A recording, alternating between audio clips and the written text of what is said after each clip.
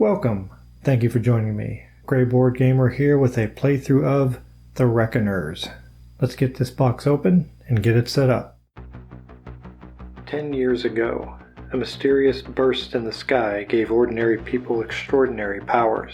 The awed public started calling them epics, but every epic turned out to be evil.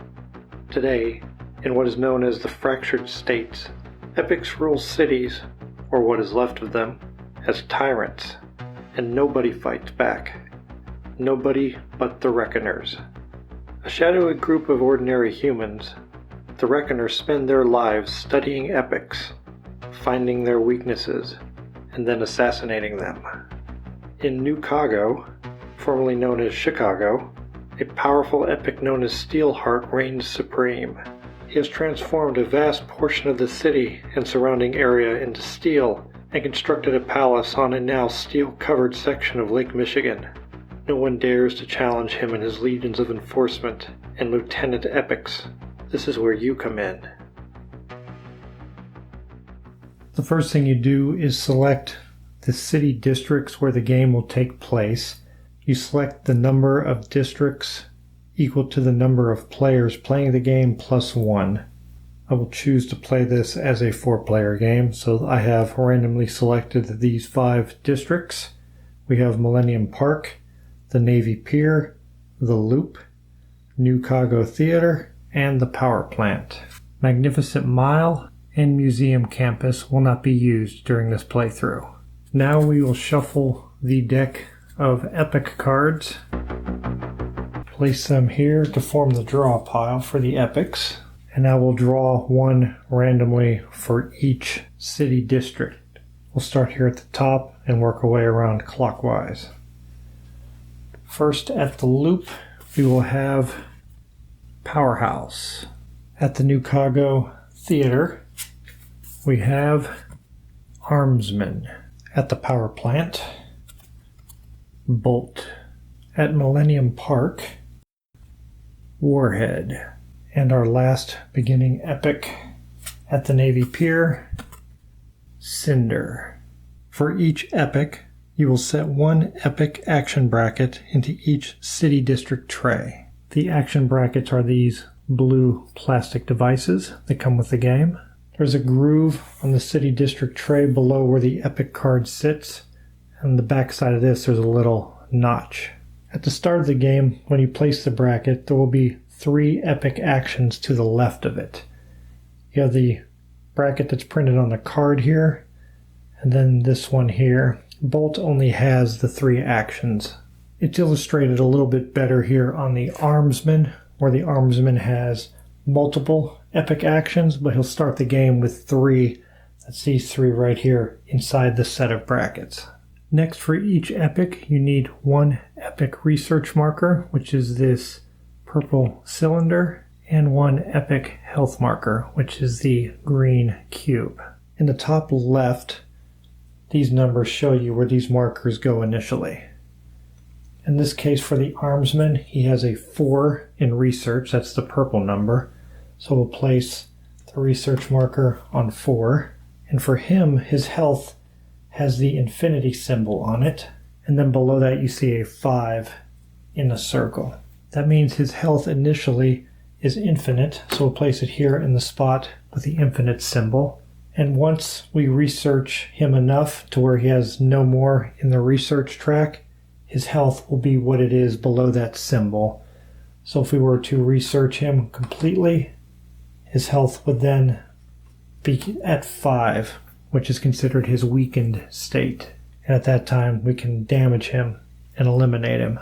Here for Warhead, he starts with a research of 3, and on his health, we can see that there's a 6 and then a 3 below that, which means he will start with a health of 6, but if we research him down to 0, his health will drop to that lower number, which would be the 3.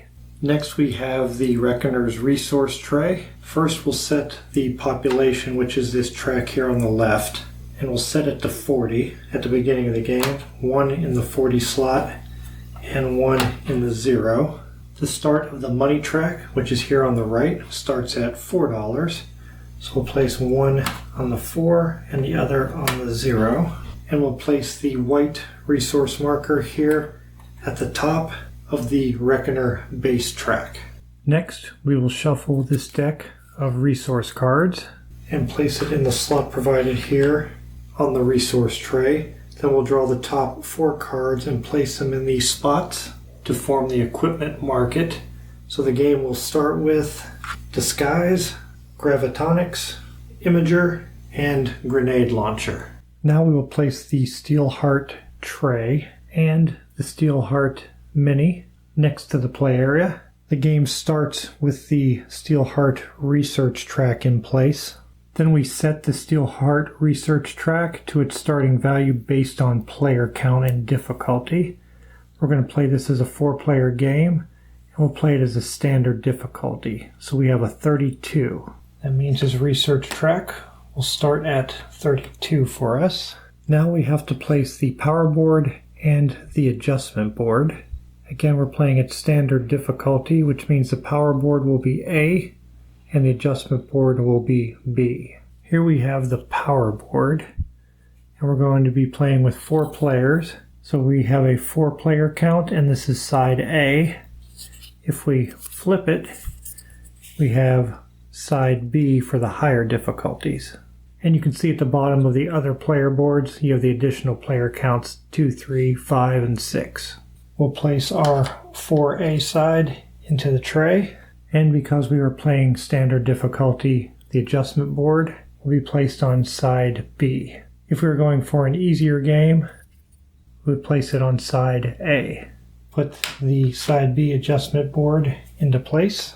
Now we will place 4 of the Epic action brackets onto the Steelheart tray. Steelheart's setup is slightly different from the Epics in the city districts. His will only have 2 Epic actions to the left of the adjustable slider instead of 3. We will choose our 4 characters randomly. 1, 2, 3, 4, 5, 6. I will roll twice. The 2 that I roll will not be used. The 4 remaining will. We will not be using Abraham. And we will not be using Megan. Each player gets a player tray, their mini, and their player ability card. In this case with Cody, he has the sniper ability, which grants him the sniper token also. Each player also receives the 3 special dice that match their color, and 3 of the white basic dice. Each player also gets 1 plan token that goes in the plan token space on their player tray. Prof starts the game with the special ability Lead the Way. David starts with Improvise, and Tia starts with Operations. The game is set up. We're ready to begin the prologue phase that occurs before the first turn takes place. We start by placing Steelheart in a random city district. 3. Whenever we're choosing a random district, we'll always start at the top and go clockwise. So 1, 2, 3. Steelheart begins the game at the power plant. Here in the prologue, we will activate the red track only, and this will cause Steelheart to place enforcement troops into the city districts. The total number that gets placed is 5 plus the number of symbols shown inside the brackets. In this case, it's just the 1. So 5 plus 1 for a total of 6 enforcement, and they'll be placed in groups of 3. These are the enforcement officers, and you start with the district that Steelheart is currently in, which is the power plant. We'll get the first 3 enforcement, and you did have a total of 6, so there'll be another group of 3, and you continue in a clockwise direction through the districts to place enforcement, which will bring us to Millennium Park, where Warhead is. Millennium Park now has 3 enforcement troops. Then we will roll the Steelheart movement die, which is a 444. It's 1 through 4 3 times. 1. And he will move that many districts clockwise. So he'll move from the power plant to Millennium Park. At this time, we could use our starting money if we want to purchase equipment. We have $4. I'm definitely going to purchase the Disguise, which is the first one here on the left, which will cost me $2, taking me down to 2 remaining. The Disguise allows me to perform the Contain Epic action once per round, and I will give the Disguise to Cody, and I'm doing that because of his sniper ability, which I will discuss during gameplay. When a spot becomes vacant after a purchase, you immediately fill it.